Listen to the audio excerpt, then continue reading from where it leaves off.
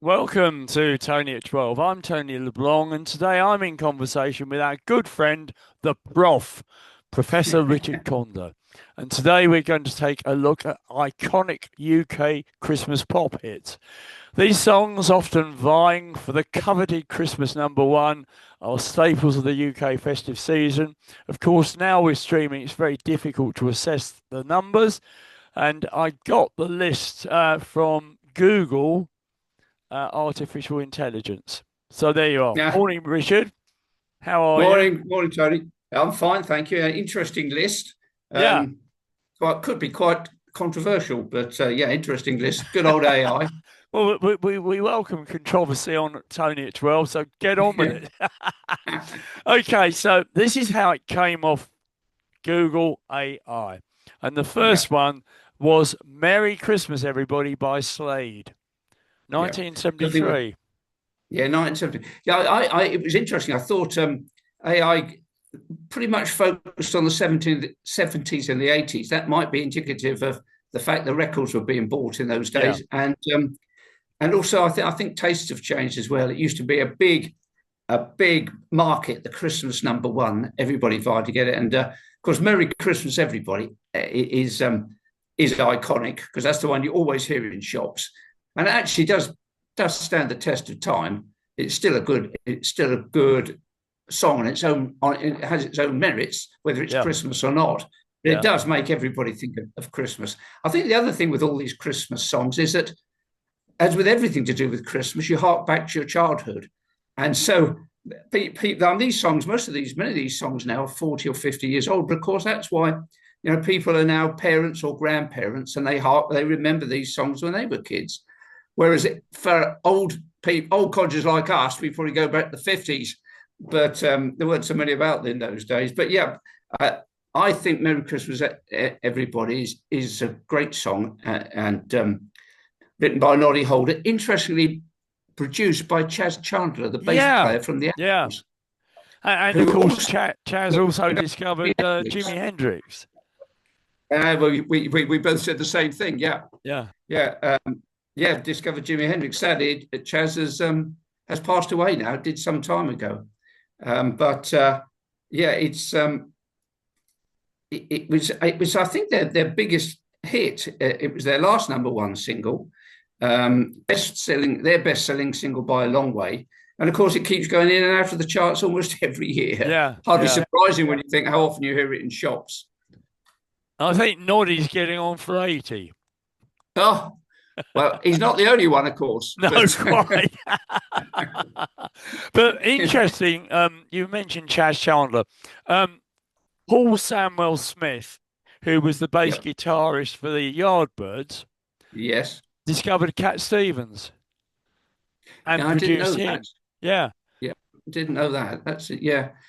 Well, I think they some of them did quite a lot of them moved from playing to producing or being yeah, A&R. yeah, yeah. Yeah, no, I didn't know that because the Yardbirds, well, we get off the topic, but the Yardbirds had such an amazing lineup, different than Eric Clapton and so many people passed through Jeff the Beck, Yardbirds. Yeah. Jimmy Jeff Beck, Page. yeah, Jimmy yeah. Page was the first guitarist I ever saw. I went to the Cellar All Club in right. Kingston in Goodness me. 1963 with a friend, and he was Yeah. playing with Neil Christian and the Crusaders. And he had this stage name of Elmer Twitch, but it was Helmet. definitely Jimmy Page. So, you know, over a period of time, I saw all of those guys because you used to go and see the Gosh, Yardbirds as well. So interesting did stuff from you? that point of view. Yeah, yeah. You're a lucky Now, lad living down there. what about your Irish music then? Yeah, well, Fairy Tale of New Fairytale of York. New York. Yeah, with the Pogues and Shane MacGowan. And that fascinating, really, because it's such an unusual song, and you couldn't really say it's melodious, No, but it's been a successive hit, and right around the world, and it is unique. And of course, it's got Kirsty MacColl in it, which makes a yeah, big difference. Yeah, yeah. but yeah, Shane's an amazing, or Shane was sadly an amazing guy, and his singing style is extraordinary. Did Not to you say did his you ever appearance. see on YouTube his funeral? Because No, I the didn't. in the No. church, all of these Irish musicians, I think including the Dubliners and people like that, they Yeah. all sort of got round the coffin and started singing. It was really good, very touching. Well, yeah, lovely. I mean, it is classic Irish song. Yeah, It starts slowly, then it speeds up, and then Kirsty MacColl comes in, and then they sort of start bouncing off each other in terms of the lyrics. Um, not really very Christmassy in the traditional way, I suppose, but still a great song. um, And and was he a sort go of on. Irish punk?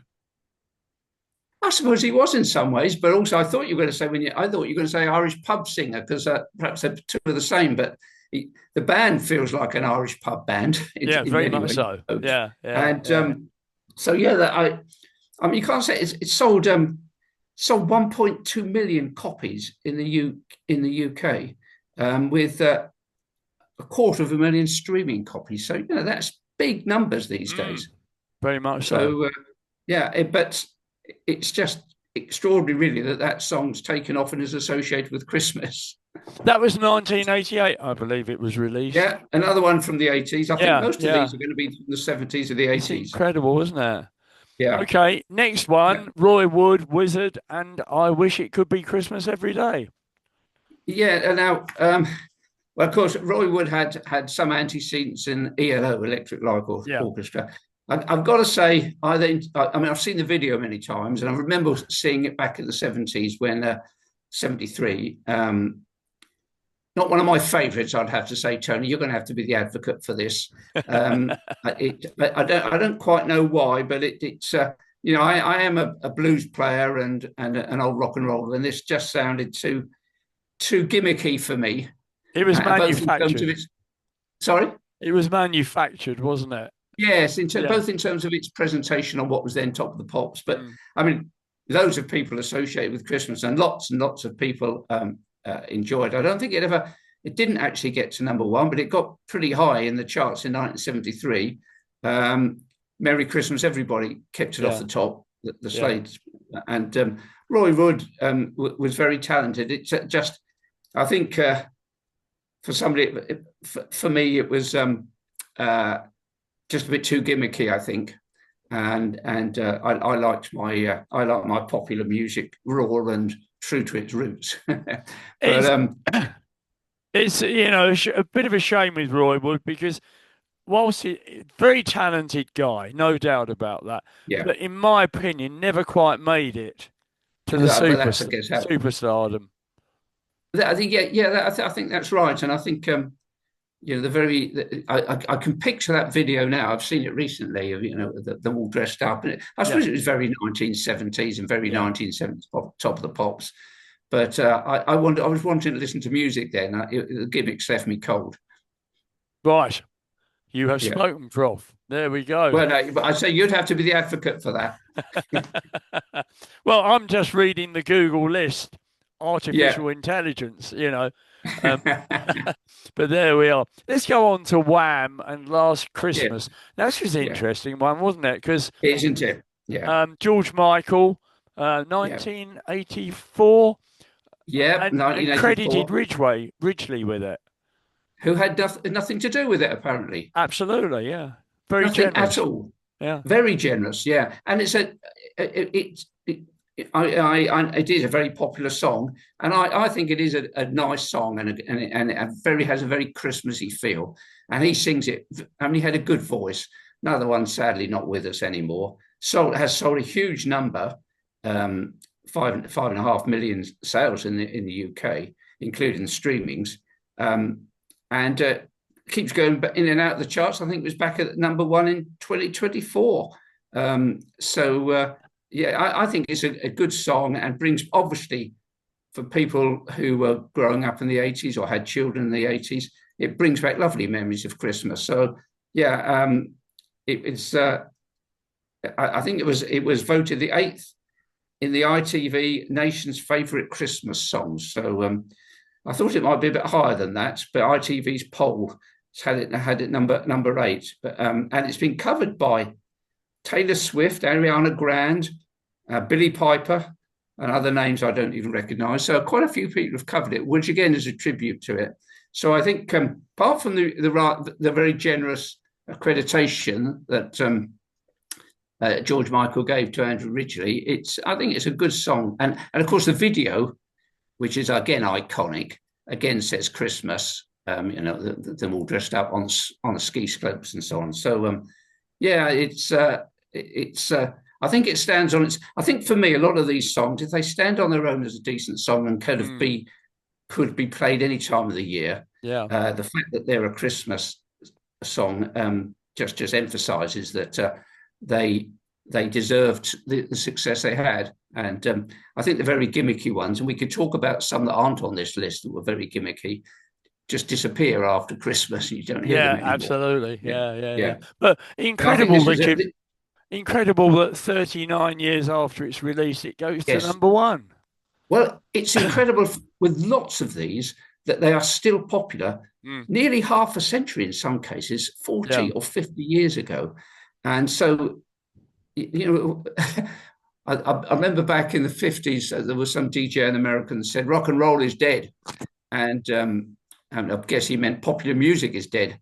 And it isn't it? And whilst popular music, it generally would not, a 2 or 3 minute song wouldn't be expected to stand alongside serious classical music, either in its composition or its longevity. A lot of these songs still mean a lot to people, including myself, because it's what we were saying earlier. They bring back memories, don't they? They trigger memories.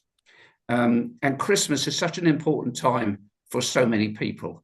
Yeah, and you grow up with a certain view. It's interesting when people marry, they all both couples have both members of a couple have a different view of Christmas, and they bring their experience of Christmas together and create a new Christmas for their children. And all those memories of Christmas go with you throughout life. And the music is part of that. Yeah, and popular music is part of that. Yeah, I mean, not on this list, and some of our viewers might be surprised. Of course, is White Christmas isn't on there. I'm Dreaming of a White Christmas. But of course, that was, for us, our generation, growing up with Christmas in the 50s and the 60s, just starting to get Christmas TV. White Christmas was always there. And that's a part of my memory, Bing Crosby singing that. But so, yeah, what I'm saying is Christmas and memories of Christmas and memories of family who shared Christmas with you are no longer there. All of that is part of your life memory, and as I've said, so is the music that you associate. That's an interesting point, and I'm surprised that Google artificial intelligence didn't come up with White Christmas. Yeah, I was amazed because it is the biggest seller ever, isn't it? Absolutely, I thought that would be top of the list. Yeah. So the message, folks, is you can't trust artificial intelligence. Or maybe AI simply takes numbers. And of course, White Christmas was part of a film. And I don't suppose if you could actually find the number of records sold or streaming, it may not come up in the same way. But and of course, the new generation, or the generation that are making Christmas for their families now, would necessarily associate White Christmas with their Christmas. No. Yeah. Okay. Right. The next one is the precursor to Live Aid, and it's the Band Aid. Yes. Do They Know It's Christmas? What did you think about that? Yeah. Well, I think it stands on its own as a really good song. I do think it's a good song. You've got Paul Young. So many different people singing on it with really good Midge, Bob Geldorf. Yeah. So many different people playing. Phil Collins on the drums, Sting, Bono. And Bono. Yep. Yeah. Bono. And those, I mean, all those people are talented musicians. In most cases, have got really good voices, and some of the solos, because they all take a verse or a few lines each. Yeah. Are really, really very good. So I think, I mean, apart from the charitable purpose behind it, and it raised millions and millions, 8 million for Ethiopia. It raised within a year. Yeah. so I mean, so that was fantastic. But yeah, I think it was a great song, and it's been re-released and keeps reappearing in the charts. And new versions have raised more and more funds for charity. So yeah, I would put this near to the top of, for lots of different reasons, one of the very best Christmas songs. Pulls at the heartstrings, of course, and I think I just see it. UK sales passed 3 million by 1985. 3 million in 1985. Yeah. And it reached number one in 13 other countries, but not in the States. But it sold 11.7 million copies worldwide by 1989. So yeah, it is a good song, but I think also musically it stands up. But then you'd expect it to with the talent that was in there. That was there. I mean, some of those songs that were made for charity were pretty poor. You know, you think of the football team singing songs and the cricket team singing. They all got in on the act, didn't they? And they weren't. Some of them weren't very good. But this is a well produced, well written, well played piece of music. So yeah, I'm a fan of Do They Know It's Christmas? I'll tell you what was interesting in my view, to get all of those egos together. Yes. And mold it into good music. Yes. Yes, you have to assume that there were some very big egos in there. It's also interesting, those who weren't there, we perhaps won't name them, but those who didn't appear, maybe they weren't asked, but some very big names weren't there. And you use the word ego, maybe that was it. But I wouldn't have suggested that. Because all of the profits went to charity, didn't they? Yes. They didn't get any performing fees or anything. No, it was amazingly altruistic by that an extraordinary large group of very talented musicians. And I mean, some of them, if you see the video now, some of them just came and sang backing vocals. You know, some big stars didn't even have a lead, didn't even have a verse or a couple of lines to themselves. So yeah, it was incredibly altruistic. But between themselves, they made what I think is a really good song. Now the next one that I've come up with, I'm not over. I don't think I'm over keen on it particularly. Not. Merry Christmas, Everyone by Shakin' Stevens, 1985. Yeah. I'm with you on this. I see your face, and I'm completely. I mean, it's a big hit for Shakin' Stevens. Yeah. Shakin' Stevens for me, I thought was going to be, and I think he sold himself originally as sort of a reintroduction of rock and roll. He was a rock and roller, and he looked and sounded a bit like Eddie Cochran. But this is just a bit too schmaltzy for me. It did jolly well for him. November 85, released in November 85, and been in and out of the charts like so many of these have. From 2017, it's had a chart position quite prominently, and I think it went to produced by Dave Edmonds. Another rock pole. And the last number one single for Shakin' Stevens. But it's just for me, and it's obviously a lot of people like it, and we have to be a bit careful that we don't get too snobbish, me particularly, about what I believe to be proper rock and roll or popular music. But it's not one for me, but obviously lots and lots of people like it. And I guess, they're Christmas songs. They're in many cases, they are just for that one market, Christmas time, to make people feel good, to be a background to people's happy Christmas or a background in the shops. But again, the video leaves me a bit cold because I saw old Shaky as a bit of a rock and roller. So I did mention to you before we did this, long way back, Adam Faith had a Christmas song. Oh, no.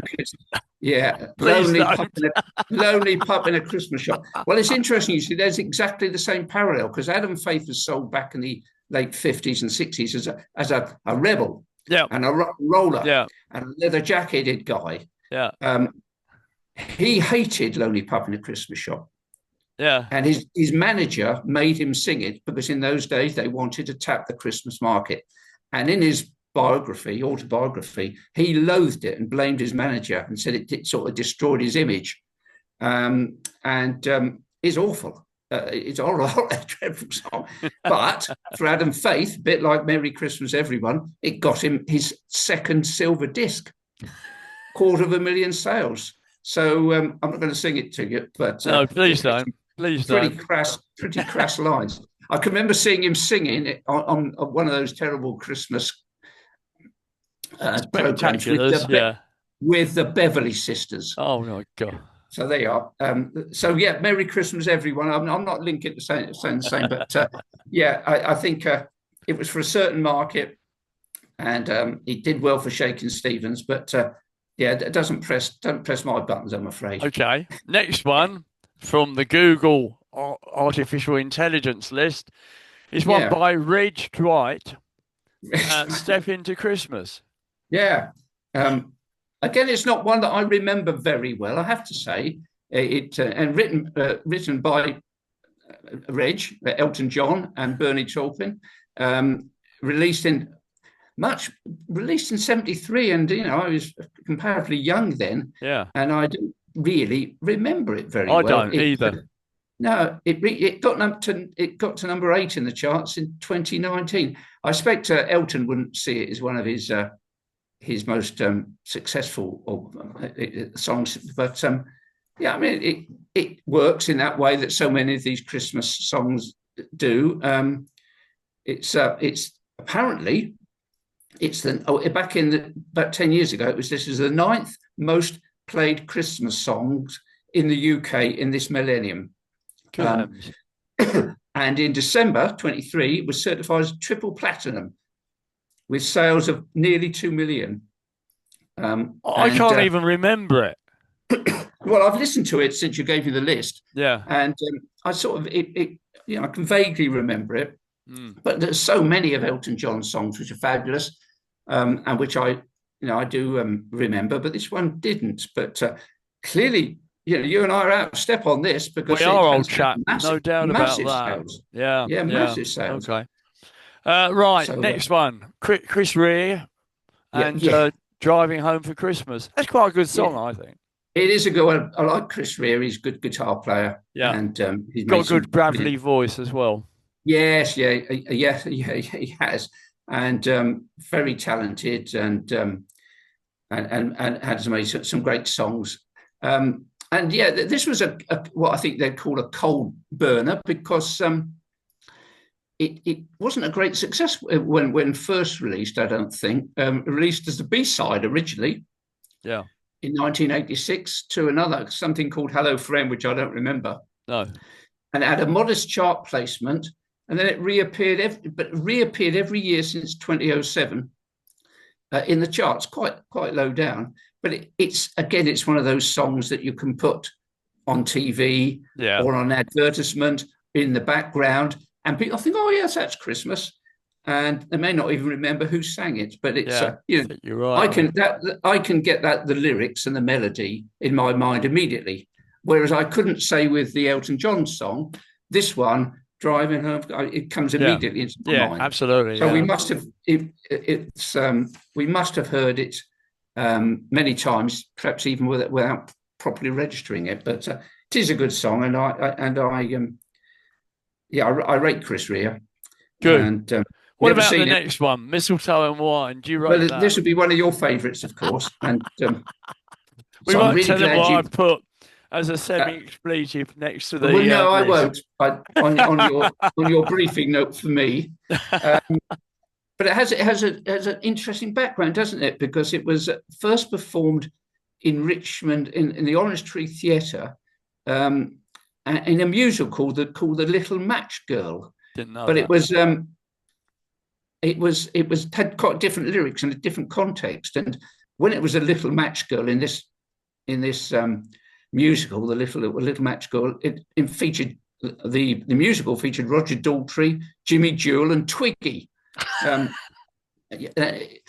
As originally conceived, it had a completely different meaning from what it has become known as through the Cliff Richard rendition.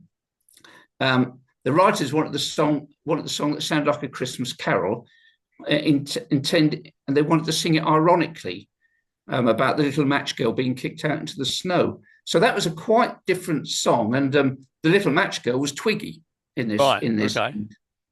But then Cliff Richard got hold of it. He liked the song, and he changed the lyrics to reflect a much more religious theme. As he would. Which the original writers accepted his new rendition. It was his 99th single. It became his 12th UK number one, 4 weeks at the top in 1988, and sold 750,000 copies in that 6-week period. Yeah. The highest selling single of 1988. Good old Cliff, I say. Well, I think so. Obviously you have to be careful. Lots and lots of people love it. I couldn't say I do, I'm afraid. Too sugary.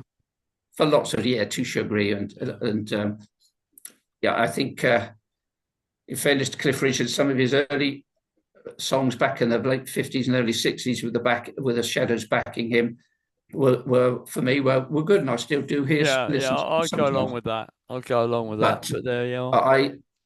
For me, that's. But again, we have to be careful. Lots of people love this song, and lots of people associate it with Christmas. But I wouldn't. I think it's sort of, for me, it's alongside a Lonely Pub and a Christmas Shop, I think. Well, they were rivals at the time, weren't they? They were, yes. Yeah, they were indeed back in the, Cliff Richards rather outlasted Adam Faith in lots of different ways, What about Stop the Cavalry by Jonah Louie, 1980? Well, isn't it a really interesting song? Again, you say 1980s. Just every one of these is in the 70s or the 80s. So it's in good old AI. I've got a real passionate interest, and I've given quite a lot of lectures on the First World War and the Christmas truce in the First World War. So I find this a really interesting song and quite moving. And and so it's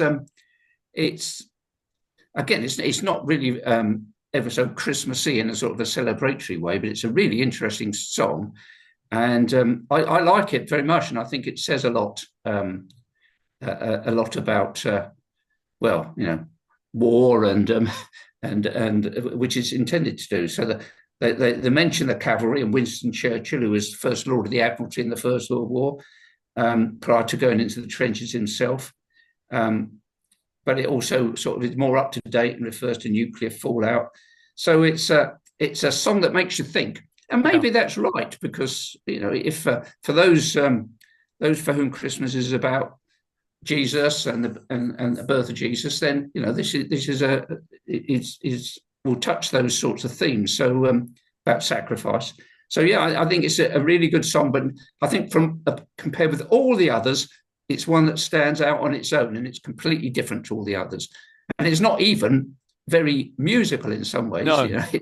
But good for them. I think it's a good song that does make you think. And Right, we now go back to 1974, and it is Lonely This Christmas by Mud. Who's going to lead off on this? You are. No, am I?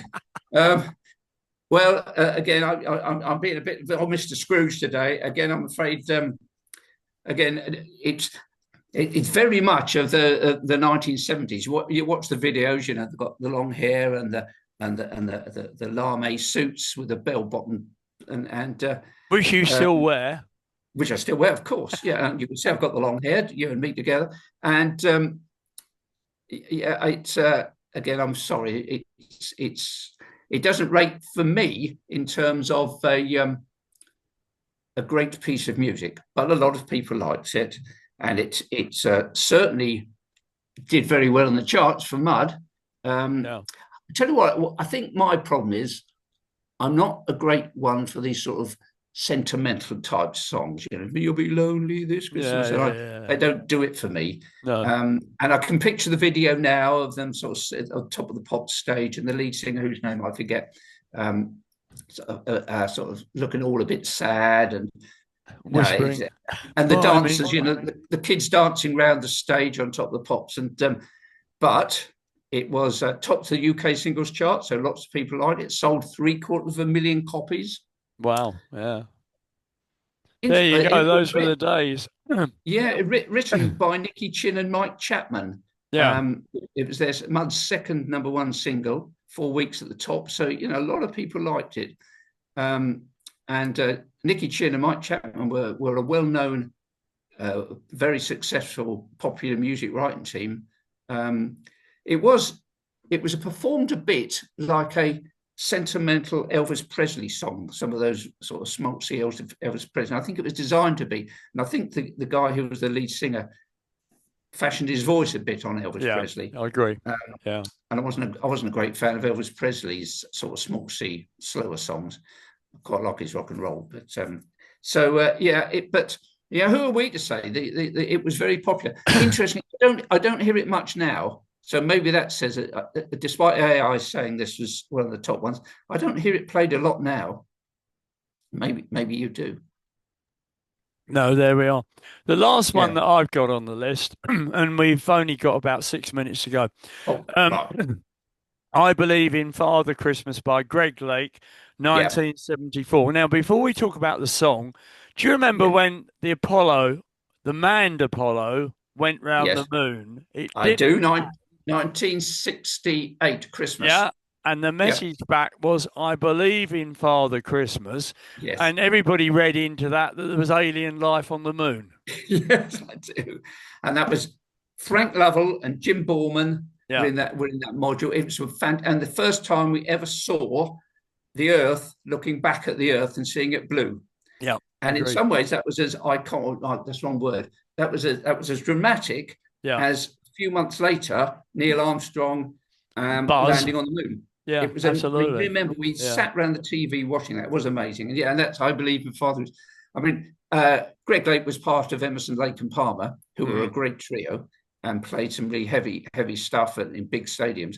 I liked this song. It was recorded at Abbey Road Studio in 1974, so it's 50 years old, 50 years ago. Yeah. And I think it stands out it still does stand out as a good song. Played mostly on acoustic guitar.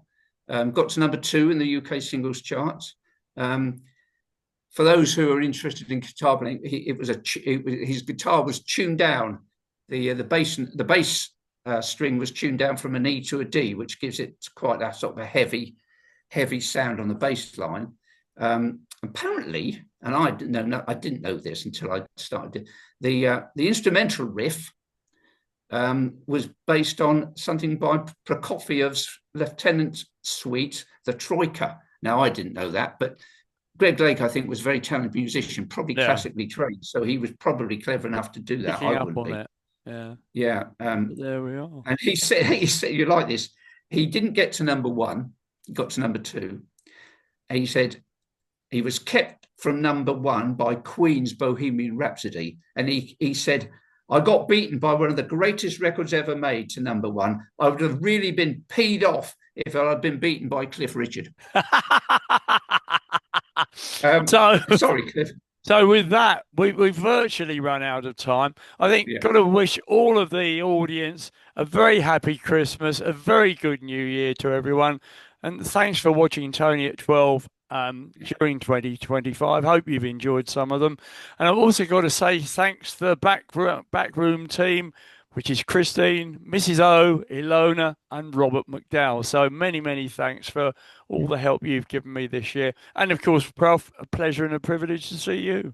Thanks, Tony. And as you've thanked everybody, I think on behalf of all your viewers and all of your interviewees, thank you for doing this, because it takes a lot of hard work preparing this. And you do all the work for us, the people you interview, so you make it really easy for us. So happy Christmas to you, Tony, and to Chris, and to all the folks in Alderney and elsewhere who watch your fabulous podcasts. Thanks, mate. I really appreciate that. Okay, so all the best and thank you. We'll see you in the new year. Absolutely.